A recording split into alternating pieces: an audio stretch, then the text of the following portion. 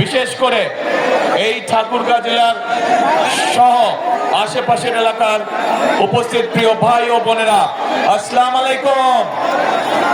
আসসালামু আলাইকুম। কেমন আছেন আপনারা? মা বোনেরা কেমন আছেন? আলহামদুলিল্লাহ। প্রিয় ভাই বোনেরা, আজ বহু বছর পর এই ঠাকুরগাঁর মাটিতে আমি আবার আসতে পেরেছি, সেজন্য আল্লাহর কাছে হাজার লক্ষ কোটি শুকরিয়া।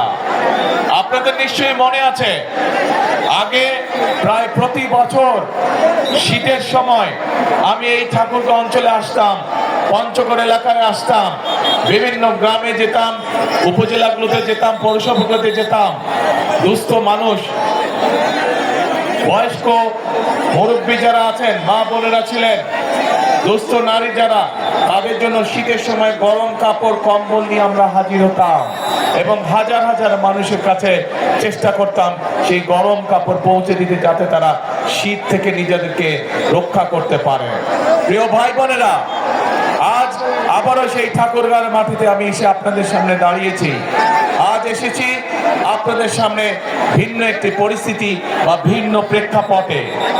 প্রিয় ভাই বোনেরা, আগামী 12 তারিখে নির্বাচন, আগামী মাসে, এই মাসের 12 তারিখে নির্বাচন। এই নির্বাচনে বাংলাদেশের মানুষ তাদের যে অধিকার কেড়ে নেওয়া হয়েছিল, সেই অধিকারের প্রয়োগ করবে বাংলাদেশের মানুষ। বাংলাদেশের মানুষ গত এক যুগ ধরে তাদের কাছ থেকে যে রাজনৈতিক অধিকার, কথা বলার অধিকার কেড়ে নেওয়া হয়েছিল, সেই অধিকার বাংলাদেশের মানুষ প্রয়োগ করবে।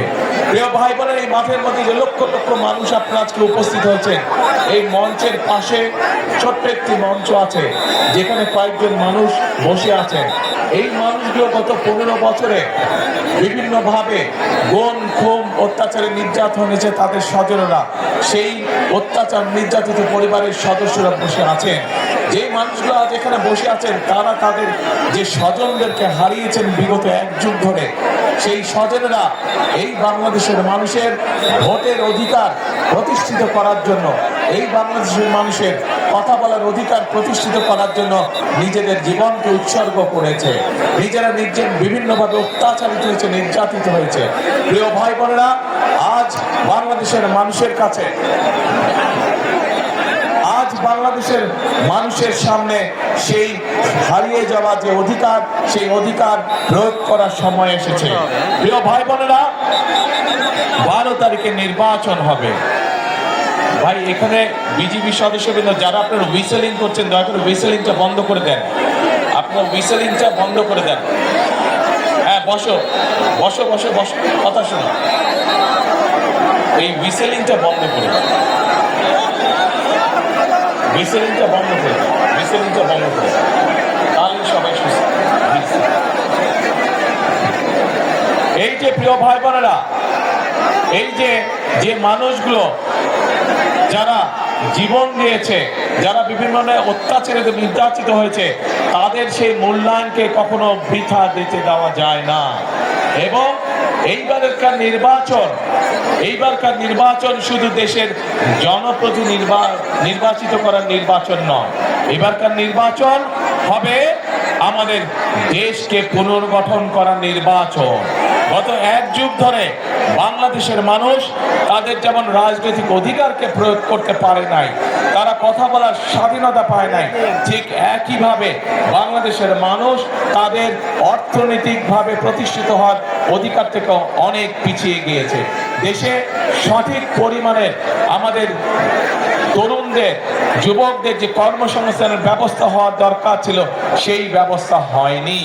দেশের নারীদের, মা বোনদেরকে মূল্যায়ন করার জন্য তাদের যেই স্বাবলম্বী করে গড়ে তোলার কথা ছিল, সেইটি হয় নাই।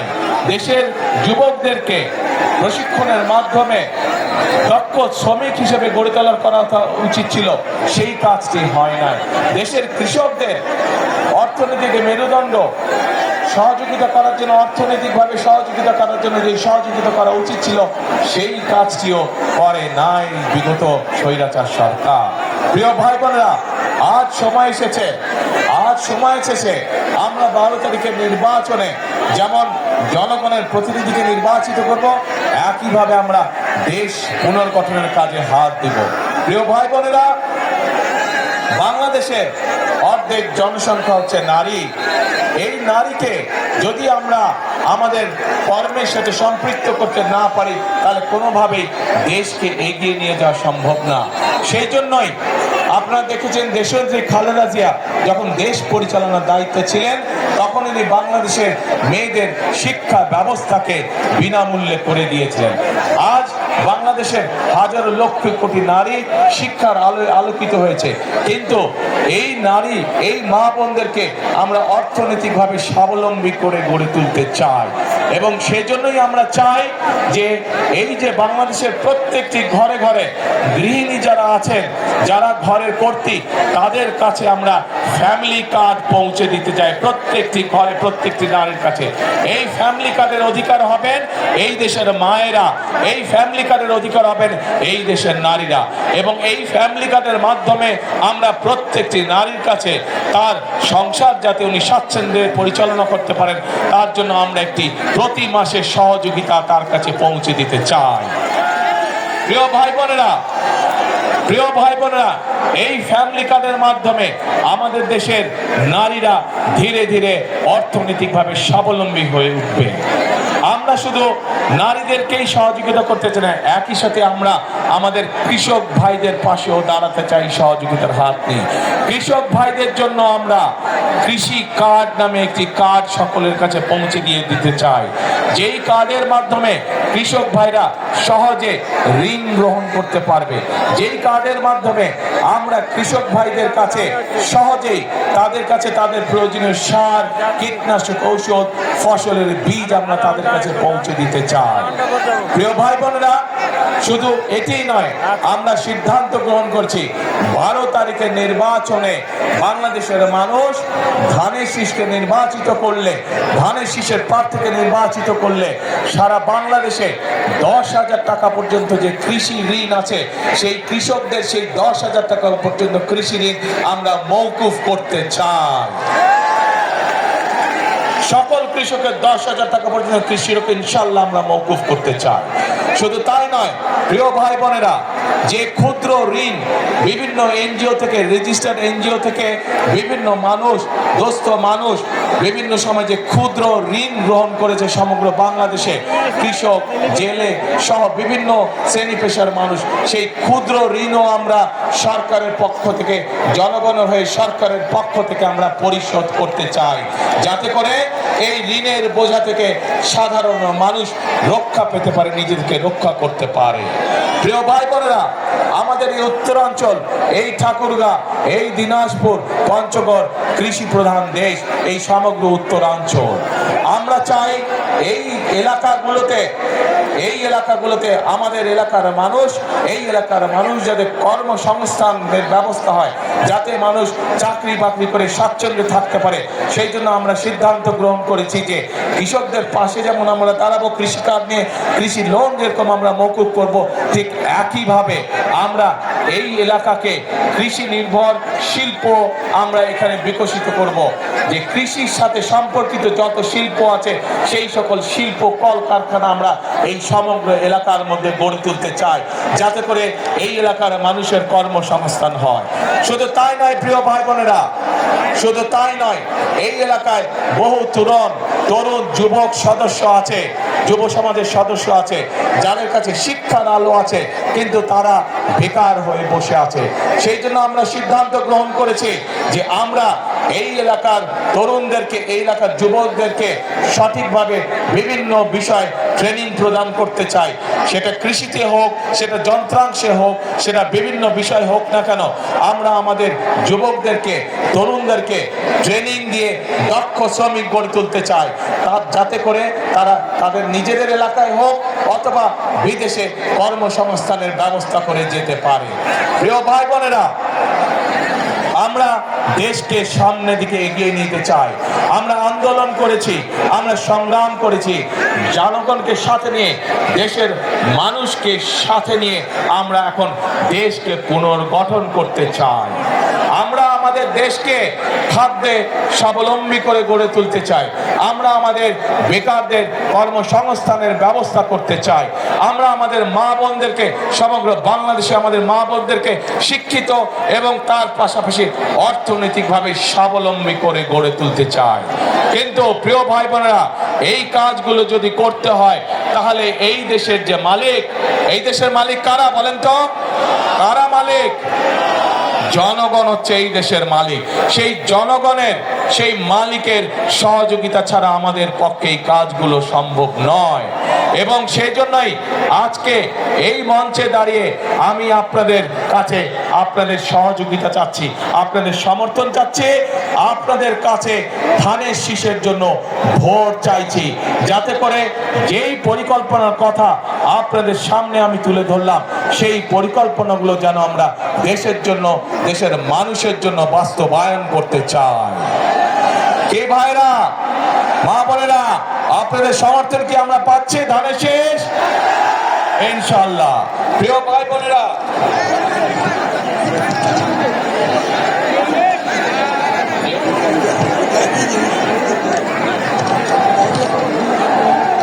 প্রিয় ভাই বোনেরা, এইখানে এই এলাকার মানুষের অনেকগুলো দাবি আছে। আমি আপনাদের সামনে, আমার সামনে যে দাবিগুলো আছে সেইগুলোর ব্যাপারে, কয়েকটির ব্যাপারে আমি আপনাদের সাথে আলোচনা করতে চাই। আমরা পঞ্চগড় এবং ঠাকুরগাঁয় যে চিনি কল আছে, যে রেশম কারখানা আছে, পঞ্চগড়ে যে চা শিল্প আছে, এই শিল্পগুলোকে আবার আমরা গড়ে তুলতে চাই, যাতে করে এই এলাকার মানুষ বেকার না থাকে, যাতে করে এই এলাকার মানুষ কর্মসংস্থানের মাধ্যমে হালাল রুজি করে বেঁচে থাকতে পারে। প্রিয় ভাই বোনেরা, আমরা ঠাকুরগাঁয় ক্যাডেট কলেজের একটি দাবি আছে, এই দাবিটি আমরা চেষ্টা করবো ইনশাআল্লাহ বাস্তবায়ন করার জন্য। প্রিয়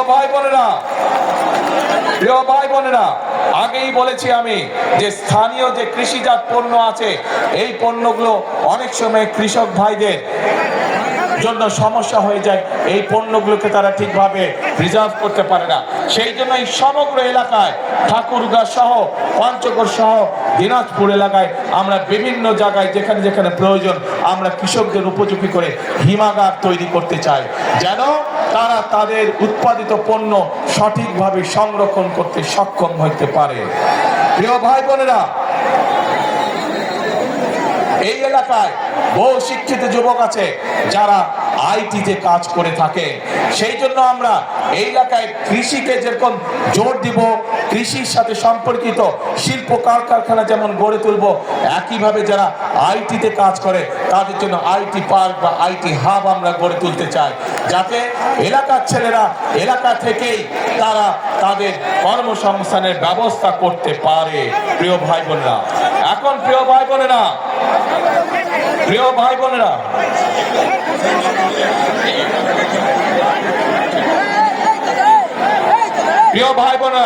বিগত এক যুগ বেশি সময় ধরে যেই স্বৈরাচার এই দেশের মানুষের কাঁধে বসেছিল, তারা শুধু নিজেদের স্বার্থ দেখেছে, জনগণের স্বার্থ দেখে নাই। সেই জন্যই আমরা দেখি যে বাংলাদেশে, সমগ্র বাংলাদেশে কিভাবে বাংলাদেশের মানুষ, সাধারণ মানুষ চিকিৎসা থেকে বঞ্চিত হয়েছে। প্রিয় ভাই বোনেরা, আমরা বাংলাদেশের মানুষের কাছে গ্রামে গ্রামে, বিশেষ করে মা বোনদের জন্য এবং শিশুদের জন্য চিকিৎসা ব্যবস্থা নিশ্চিত করতে চাই। এবং সে কারণেই আমরা সিদ্ধান্ত গ্রহণ করেছি যে ইনশাআল্লাহ বিএনপি আপনাদের ভোটে আল্লাহর রহমতে সরকার গঠন করলে আমরা হেলথ কেয়ারার নিযুক্ত করব, যাদের দায়িত্ব হবে গ্রামে গ্রামে গিয়ে মা বোনদের এবং শিশুদেরকে ঘরে বসে চিকিৎসা সুবিধা প্রদান করা। এবং একই সাথে এই এলাকার মানুষ যাতে আরো ভালো চিকিৎসা পায়, সেই জন্য মেডিকেল কলেজের যে দাবিটি আছে ইনশাআল্লাহ সেটিও আমরা বাস্তবায়ন করব। প্রিয় ভাই বোনেরা, এই এলাকার মানুষ যাতে উচ্চ শিক্ষায় শিক্ষিত হতে পারে এবং নিজেকে গড়ে তুলতে পারে, তার জন্য পাবলিক ইউনিভার্সিটির একটি বিষয় আছে, সেই বিষয়টিকে ইনশাআল্লাহ আমরা দেখব। কিন্তু প্রিয় ভাই বোনেরা, এখন যেই আসল কাজটি, সেই কাজটি হচ্ছে এই যে আপনাদের সামনে কথাগুলো আমি তুলে ধরলাম, এই কাজগুলো যদি আমাদেরকে সম্পন্ন করতে হয় তাহলে আমাদের একার পক্ষে করা সম্ভব না। আমাদেরকে আপনাদের সহযোগিতা প্রয়োজন, আপনাদের দোয়া প্রয়োজন, আপনাদের সমর্থন প্রয়োজন, আপনাদের ভোট প্রয়োজন। প্রিয় ভাই বোনেরা, আজ আমি ঠাকুরগাঁও, দিনাজপুর, নীলফামারী সমগ্র এলাকার, এই বৃহত্তর এলাকার মানুষের কাছে, ভাই বোনদের কাছে, মা বোনদের কাছে আজকে আমি এসেছি ধানের শীষের পক্ষে ভোট চাইতে। আপনারা যদি আমাদের হাতকে শক্তিশালী করেন, আপনারা যদি আমাদেরকে সমর্থন দেন, ইনশাআল্লাহ অতীতে যেমন বিএনপি সকল সময় আপনাদের পাশে ছিল, এলাকার উন্নয়নের জন্য কাজ করেছে, মানুষের দুঃখ ঘুচানোর জন্য কাজ করছে, ইনশাআল্লাহ ভবিষ্যতেও আমরা একইভাবে আপনাদের পাশে থাকব, একইভাবে এলাকার উন্নয়নের কাজ করব, একইভাবে আমরা এলাকার মানুষের দুঃখ ঘোচানোর কাজ করব। প্রিয় ভাই বোনেরা, আজ এটি নির্বাচনী জনসভা। আমি আজকে মনে করি এই নির্বাচনী জনসভায় সাধারণত আমরা কি দেখেছি, নির্বাচনী জনসভায় আমরা দেখি যে সাধারণত এক দল আরেক দলের বিপক্ষে কথা বলে থাকে। কিন্তু আজ যদি আমি অন্য কোন দলের বিপক্ষে কথা বলে থাকি, তাহলে জনগণের কি তাতে কোনো লাভ হবে? জনগণের লাভ হবে না। জনগণের জানতে চায় যে জনগণ যে আমাদেরকে ভোট দিবে, আমরা জনগণের জন্য কি করব, এলাকার জন্য কি করব, এলাকার মানুষের জন্য আমরা কি করব। সেই জন্যই আজকে আপনাদের সামনে আমরা আমাদের দলের যে পরিকল্পনা, সেই পরিকল্পনাগুলো আমরা আপনাদের সামনে তুলে ধরেছি এবং এই পরিকল্পনা তুলে ধরার মাধ্যমেই যেই কাজগুলো করব, সেই কাজগুলো করার মাধ্যমে আজ আপনাদের সমর্থন আমরা প্রত্যাশা করছি, আপনাদের সমর্থন আমরা আশা করছি। প্রিয় ভাই বোনেরা, এই দেশটি, বাংলাদেশটি হচ্ছে 20 কোটি মানুষের দেশ। আমরা সকল সময় একটি কথা বিশ্বাস করি, দেশনেত্রী বেগম খালেদা জিয়া এত নির্যাতনের পরেও উনি একটি কথাই বলতেন যে এই দেশই হচ্ছে তার প্রথম এবং তার শেষ ঠিকানা। বিএনপির প্রত্যেকটি নেতাকর্মী, শহীদ জিয়ার প্রত্যেকটি সৈনিক, খালেদা জিয়ার প্রত্যেকটি সৈনিক বিশ্বাস করে যে বাংলাদেশই হচ্ছে তার প্রথম এবং বাংলাদেশই হচ্ছে তার শেষ ঠিকানা। কাজে প্রিয় ভাই বোনেরা, এই দেশ আমরা বিশ্বাস করি জনগণই সকল ক্ষমতার উৎস, এবং যেহেতু আমরা বিশ্বাস করি জনগণই সকল ক্ষমতার উৎস, সেই জন্য আমরা জনগণের সামনে এসে দাঁড়িয়েছি, জনগণের সমর্থন নিয়ে, জনগণের ভালোবাসা নিয়ে, জনগণের শক্তিতে আমরা বাংলাদেশকে পুনর্গঠন করতে চাই।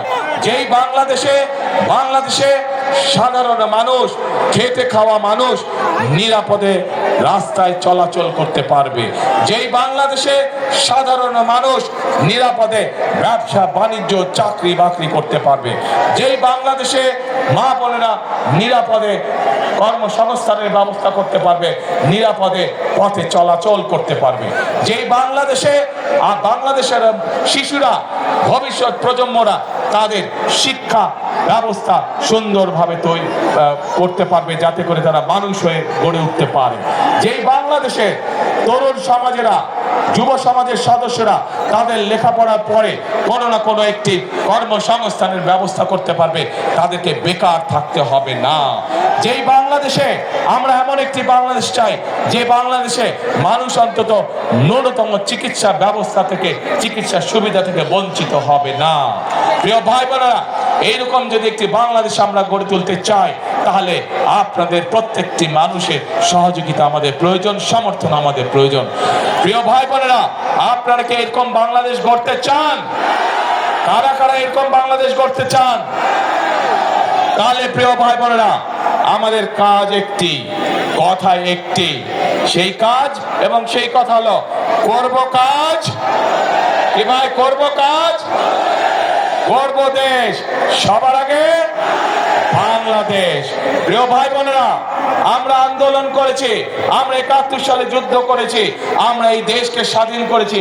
2024 সালে আমরা ছাত্র জনতার অভ্যুত্থান দিয়ে এই দেশের স্বাধীনতা রক্ষা করেছি। এখন আমাদেরকে দেশকে গঠন করতে হবে, এখন আমাদের এই দেশকে তৈরি করতে হবে, এই দেশের অর্থনীতিকে, এই দেশের গণতন্ত্রকে আমাদেরকে মজবুত করে গড়ে তুলতে হবে, যাতে এই দেশের মানুষের সামনে একটি নিরাপদ ভবিষ্যৎ তৈরি হতে পারে।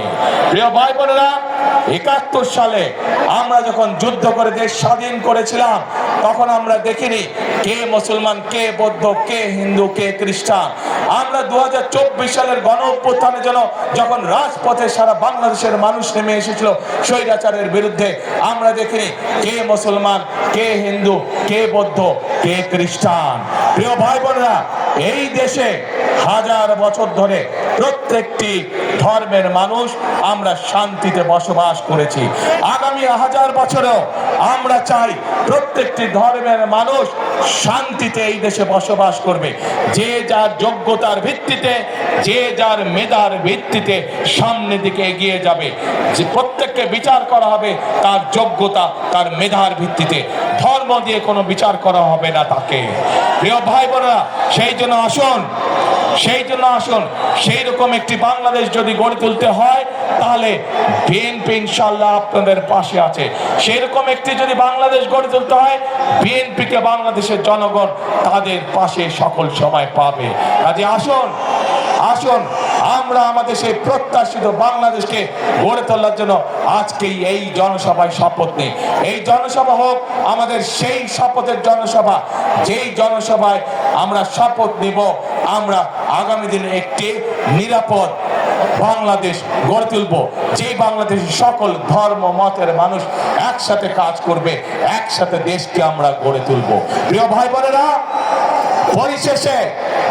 পরিশেষে আমি এই এলাকার উন্নয়ন, এই বাংলাদেশের উন্নয়নের জন্য আপনাদের সকলের কাছে ধানের শীষের পক্ষে ভোট চাইয়ে যাচ্ছি আপনাদের কাছে। আমি কি আপনাদের সমর্থন পেতে পারি প্রিয় ভাই বোনেরা? ইনশাআল্লাহ।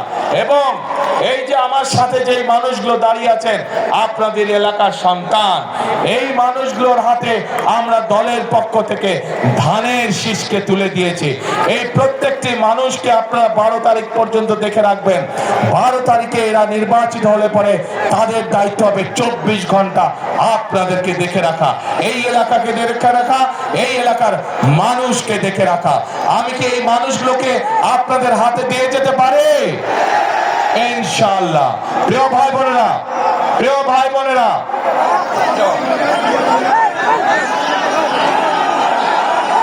আমাকে মির্জা ফখরুল ইসলাম সাহেব বললেন যে এই এলাকার এয়ারপোর্টটার কাজ অনেক দূরে এগিয়ে গিয়েছে। ইনশাআল্লাহ বিএনপি আগামী 12 তারিখে নির্বাচনের সরকার গঠন হলে যত দ্রুত সম্ভব আমরা এই এলাকার এয়ারপোর্ট ইনশাআল্লাহ চালু করব। প্রিয় ভাই বোনেরা, আজ এই জনসভায়, লক্ষ মানুষের জনসভায় আজ আমি পরিশেষে আপনাদের সকলের সমর্থন ধানের শীষের পক্ষে চেয়ে আমার বক্তব্য শেষ করছি। ইনশাআল্লাহ আগেও যেমন আমাকে পেয়েছেন আপনাদের পাশে, ইনশাআল্লাহ ভবিষ্যতেও পাবেন আমাকে আপনাদের পাশে। আল্লাহ হাফেজ। বাংলাদেশ জিন্দাবাদ, বাংলাদেশ জাতীয়তাবাদী জিন্দাবাদ। শেষ কথা একটাই, করব কাজ, গর্ব দেশ সবার আগে, বাংলাদেশ সবার আগে, বাংলাদেশ। আল্লাহ হাফেজ।